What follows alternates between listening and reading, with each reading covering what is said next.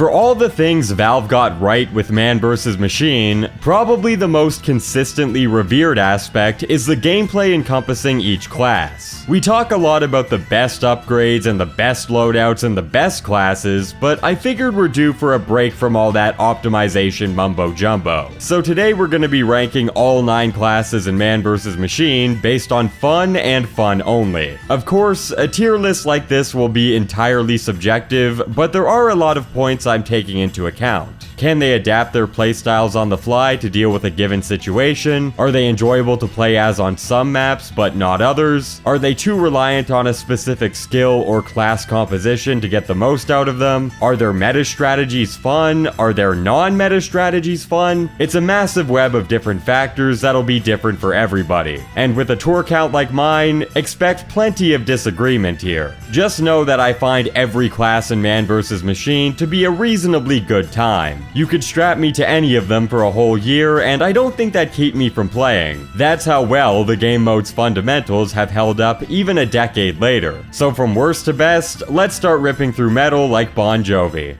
Oh, speaking of which, this video is sponsored by Wanted Dead, a cyberpunk-themed hack-and-slash created by the same team that made Dead or Alive and Ninja Gaiden. The game pays clear homage to the genre classics that dropped during the 360 era. You got the obviously over-the-top boss encounters, the wild character designs with self-aware humorous dialogue, and the unique finisher animations, of which there are literally 4 dozen. But this ain't your grandma's demo night TF2, no sir. You'll keep yourself armed with a platter of pistols for long-range combat, investing in varied skill trees along the way. Wanted Dead prides itself on a more hardcore appeal. They're not afraid to show you the game over screen after a tough boss battle. But if you're a lame-o who needs some R&R from slashing vertebrae, you could always go play an 8-bit shoot-em-up, chow away in a ramen-eating competition, or keep yourself busy for hours with the claw machine. I like cutting off heads more. As of this video, the devs have just released a new patch for the PC version that takes the gameplay experience to new heights. A game-changing update that's now available for all Steam players and will release for console players within the coming weeks. I've always liked games that don't feel the need to take themselves seriously all the time. The sillier the better is a great mantra for hack-and-slash games. Wanted Dead undeniably delivers on that, and currently, the game is going for a huge 50% discount on Steam until January 4th. It's also available for purchase on the Epic Games Store, PlayStation 4 and 5, as well as Xbox One, Series S, and Series X. So be sure to click the link in the description below to check them out and save yourself loads of bread. Alright, on to the rankings. Starting from the bottom, we have my personal least favorite class to play as, the Spy. This probably isn't much of a shock, seeing as I've recently detailed the litany of issues that plague his widespread viability. But just because he has some issues doesn't mean he's not fun. Learning how to circle strafe around giants and kill them single-handedly might just be one of the most satisfying class optimizations to learn. Sometimes it's not even needed to be the MVP of the team, notably on missions with giant ubermedics and steel-fisted heavies. Spy is genuinely a blast to play on these waves especially, and no one should be counting him out here. The problem is with everything else. Can't do shit against tanks, can barely do anything against small robots, and even on giants, you're reliant on a shitload of negative externalities not being present. High ping and fart-huffing pyros being the most notorious. When Spy's being played on a giant-infested mission with all the appropriate conditions needed for him to thrive, it's hard for me to ever complain about his gameplay. But most of the time, it's nothing but the little guys, and I can't help but keep thinking about how much easier things would be had I been playing another class. Some people actually find this rewarding, trying to navigate around 18 million different landmines to transform his meager damage into modest damage. But for me, it's like a temporary mini-game before we get to the good part. There's a reason I started this ranking off with the B tier though. Even the smelliest chef can still cook every once in a while. In the B+ tier, we're gonna start this one off with Sniper. While I can't personally maximize on his prowess in the same way that many other high tours can, I don't really view that as a negative. The robot jitters take some getting used to, and turning on roam vision definitely doesn't help matters, but sharpening up your rifle aim, even in subtle ways, is a craft I'm always down to hone. Sniper to me is at his best under the same conditions that bolster him in PvP. Unbothered, in a flow state, knocking out invaders from afar while seldom being targeted. But in man vs. machine, this doesn't happen. Sniper has one of the most ridiculously high aggro stats in the game, and while he might not die instantly for it, unlike Spy, it does mean he isn't given the liberty of shooting as much as he wants without needing to duck and cover. This isn't helped by the sniper bots being able to one-shot you with no bullet res, and the spy bots sending you on a one-way trip to Brokeback Mountain. You can avoid all of this hassle by abusing god spots that obscure the robot's aggro, but that means that for every wave of the mission, you're confined to exactly one spot on the map. It's a lose-lose situation, but when you're the king of AoE, it's best you maximize that uptime as much as possible. Explosive headshots are really satisfying to land, especially when there are fuckloads of robots on the field. The more residual damage, the better. Though for me personally, I find that my enjoyment is heavily correlated to the amount of single uber medic pairs on the field. He's the most consistent medic picker in the game, so high frequencies of them allow the sniper to thrive more than any other class. For that reason, I love playing him on every gear grinder and big rock mission, but Manhattan and Rottenburg aren't my favorite places to take him. Too much robot sniper uptime due to them coming from the flank without any single uber medic pairs to take advantage of his rapid fire picking. I'd much rather just grab a demo, and place his icon right next to snipers. Alright, here's the deal with demo. When you have the waves memorized, especially on giant laden missions with intersplices of downtime, the Scottish Resistance clears house. Really, I'm not sure if there's any weapon that stacks in tandem with spawn memorization better than this one. But here's my beef with the SR. That added 0.8 seconds of delay to each sticky bomb detonation smuggles in a very negative gameplay implication that no one seems to talk about. With every other class in the game, you get to constantly bob and weave into your preferred positioning to maximize damage and survivability for any given situation, granting a lot more gameplay variety from mission to mission across lobby to lobby. But because the weapon's sticky bombs takes years to detonate, you have no instant damage capabilities without any prior setup. If you don't have a sticky pile already on the ground, you're the most vulnerable long-range class in the game when attempting to close the gap. And as a result, he's not incentivized to do it much. So, at almost all times, you're playing from mid-range, placing the same traps in the exact same spots. Detonating them feels great, I'll never complain about big numbers, but I don't want to chew through 8 slices of Wonder Bread to get there. Don't get me wrong, I like using the Scottish Resistance. 14 crit stickies with X-ray vision is a tough combo to hate. It's just very, very samey across mission to mission. The optimal playstyle is one that shirks all manner of variety. This, however, doesn't apply to all of the demo's substandard playstyles, be it the normal stickies, Demo Night, Hybrid Night, or Pipe Demo. I love playing all of these and they never get old to me, but they require a far higher credit investment to be made viable, so typically I'll only use them on the later portions of each mission. Demo's a fun class with a lot of toys to play with, but I still think he's a bit too stiff in a couple of areas to be any higher. Next up, and moving on to A tier, I have the Pyro. A common theme going forward is that I very much enjoy classes that don't have any downtime, and Pyro checks that box quite handily. In the late game. Yeah, my main issue with Pyro is that early on, there are just way too many projectile-based encounters he can't take on, leaving him to sit on the bench waiting to be put in the game. Of course, Pyro has a couple of solutions to this issue, be it reflecting with the flamethrower's air blast, overpowering them by the Flog's crits, or the other weapon. But Air Blast isn't too strong of a deterrent against a dozen soldier bots. The Flog's crits will be offline more than not, and if you're not using gas, don't have it charged, or need to save it for the upcoming medics, well, you're shit out of luck.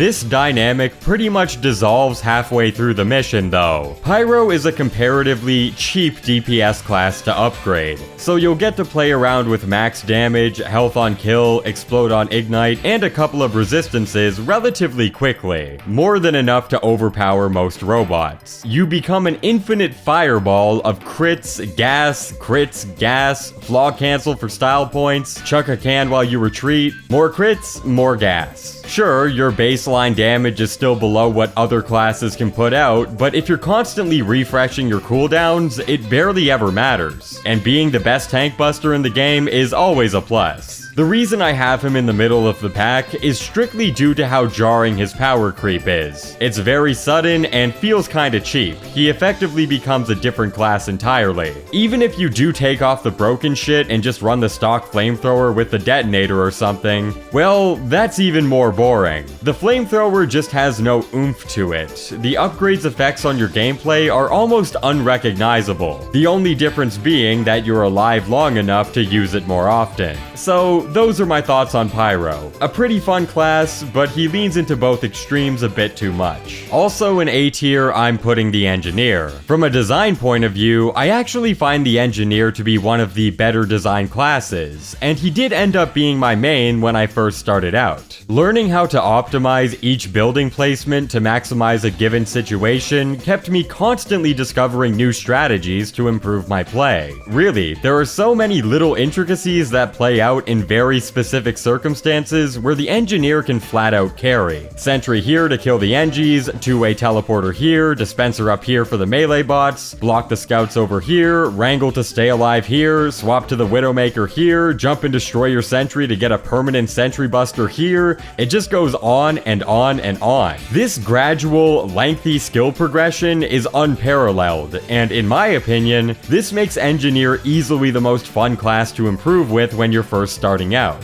But this is where my high tour bias comes into play, because once you've read the Engie book cover to cover, he becomes arguably the most linear class in the game. Engineer, for me, is now a solved class. The only potential I see in getting better with him would be to make more frequent use of the Widowmaker outside of tank waves. But because you can only have one type of canteen equipped at a time, his peak potential's a bit limited there. You either go for crit canteens, but constantly camp around your sentry to make sure it doesn't get destroyed, or you opt for upgrade canteens, but can never go for those crit-happy rampages like other DPS classes can.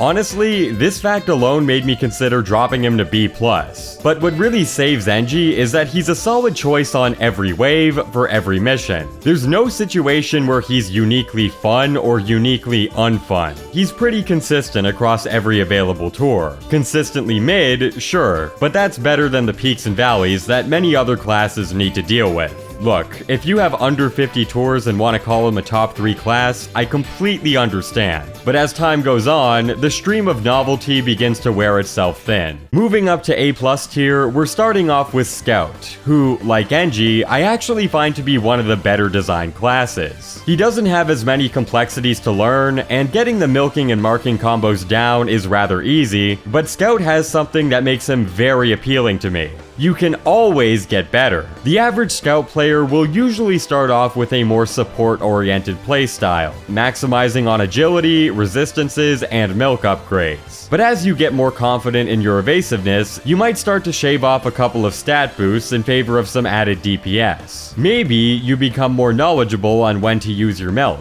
so you'll take credits out of recharge rate and put it into your gun. Maybe you're retaining the money overheal better than you were last round, so you can chop off more resistances and let the added bulk carry you through. Bought crit resistance on the last round, but no need for it now? That's a tick of damage. You see what I mean? This constant push and pull relationship between resistances and damage is both practical and extremely adaptable. You can slowly ease yourself into the shark tank, but put the training wheels back on if it's ever too overwhelming. And you'll have plenty of opportunities to do so, because he's a must-have for every non-last wave in the game. I think the damage aspect of Scout might just be the most underrated asset of any class in MvM, to the point where even I underrate him sometimes. His AoE may be non-existent, but his giant killing is excellent, his tank busting is among the best in the game, and he has the mobility to bounce from one threat to the other. Sometimes I even forget I'm in charge of collecting money because shooting a 12-barrel shortstop jacked up with crits makes it hard to remember I'm playing a support class. My only negative with Scout is that he has a much higher APM than most classes. Jumping around like a methed up kangaroo while constantly scrambling for cash means autopiloting is less of an option. There's also the fact that I just prefer projectiles because I can't aim for shit, but that's just a preference thing. Overall, Scout is great. Also in the A+ tier, we have the Medic, which may come as a shock to many of you. Medic is actually my least favorite choice in PvP. It's the class everyone loves, but no one wants to play for a reason. But in MvM, Medic has some of what I believe to be the most fluid gameplay among the roster. Like Scout, the push and pull dynamics are a cornerstone of the Medic experience. A new Medic player will often start off with the namesake upgrades, namely Healing Mastery, Overheal Expert, Uber Generation, and that fancy new shield upgrade that no one knows how to use. But over time, a Medic player will soon ask themselves, do I really need all of this healing? That's where the new life begins. Canteen Specialist, Uber Duration, and max melee swing speed to become a beefed up homing missile ready to give every sentry buster a poke. That's how you actually play Medic, none of this boring ass dog walker bullshit. If my gun isn't glowing or there's no red box in front of me, I'm doing something wrong. Best part is, they all synchronize perfectly. The shields keep your teammates alive and fighting, giving you more opportunities to use Ubers and Canteens. And guess what expedites your shield generation? Ubers and Canteens. The only reason I can't put him any higher is that a couple of team comps really don't lend themselves well to a buff-happy playstyle. A team with a sniper, a scout, and 2 engineers will force you into healing the one power class that remains. And if that one guy happens to be inexperienced, then you're basically giving high-powered steroid injections to a worm. It happens a bit more often than you'd think, but not enough for me to stop playing him. At least in MvM. 1 Uber per minute will never be enough for me again. And finally, in A+ tier, we have the Heavy. Should I be ashamed? Okay, I get it. I can hear the laughing from the High Torpeanut gallery already. I mean, Heavy. Really. Heavy, the baby-proof, one-dimensional, watch an old 2016 Let's Play on your other monitor class. You think he's just as enjoyable as the prior 2 classes who have nuances out the ass. Did smoking all that herb get to your brain? I don't think so. It all goes back to what I talked about during the Pyro and Demo segments. Being able to adjust your risk-reward strategies on the fly does a lot for me. And the Heavy is just tanky enough, and the stock minigun is just mobile enough to let the Heavy capitalize on this dynamic constantly. I love seeing how much ramp up I can churn out before needing to fall back. I love tanking projectile meat shots and clearing the field with all of my health back. I love the smallest of movements that end up making the difference between life and death. I love being in an otherwise unwinnable situation and Deus Ex crit canteening my way out to safety. I get it. All of this sounds extremely trivial, but make no mistake, if you're a hyper aggro heavy, you're playing with fire. Even the most minor of upgrade decisions are fun to parse out because so many of them are constantly relevant. Should I get 1 projectile penetration or firing speed with 2 ammo canteens? If I invest in a resistance here, I can only get 1 health on kill instead of 2.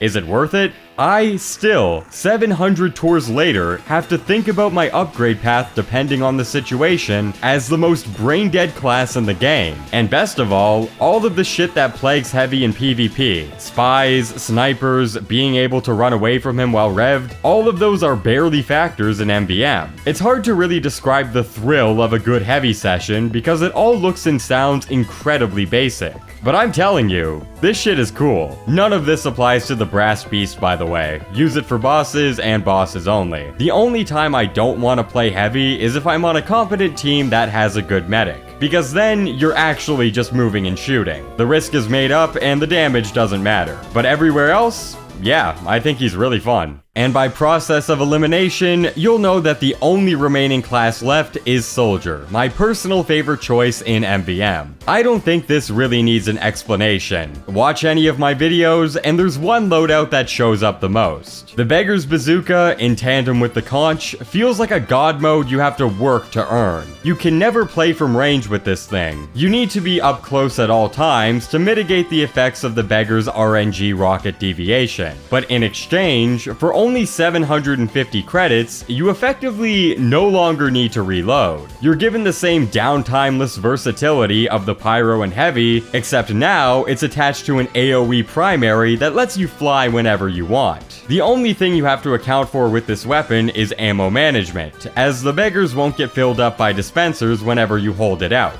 Good thing the Seashell is always in play. The Conch is what really cements this loadout for me as an all-time great. You become a one-man army able to tank almost anything, and when used with a crit canteen, you're basically unkillable. It goes back to the dynamic range concept that we've talked a lot about throughout this video. You can always rocket jump away, head to a dispenser, and buff yourself up if needed, but when you're ready to get back into the fight, no other weapon rewards you this much for getting in close. It's the second best crowd control weapon in the game, second best tank buster in the game, and its damage to giants, for an AoE class, is a phenomenal bonus. I should really mention the other primaries too. The airstrike is very fun on many of the late game waves, and the rocket launcher was my go-to pick for years. But after I really took the time to get over the learning curve with the Beggars, I can't ever see myself going back. And the best part, it's fun pretty much everywhere barring the opening waves of the Gear Grinder missions. As long as I have 750 credits to spare, this is the road I'll take more often than not.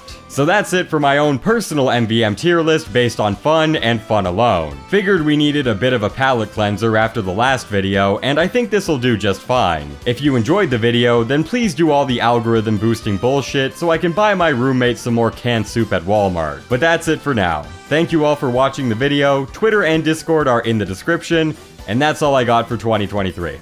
See ya.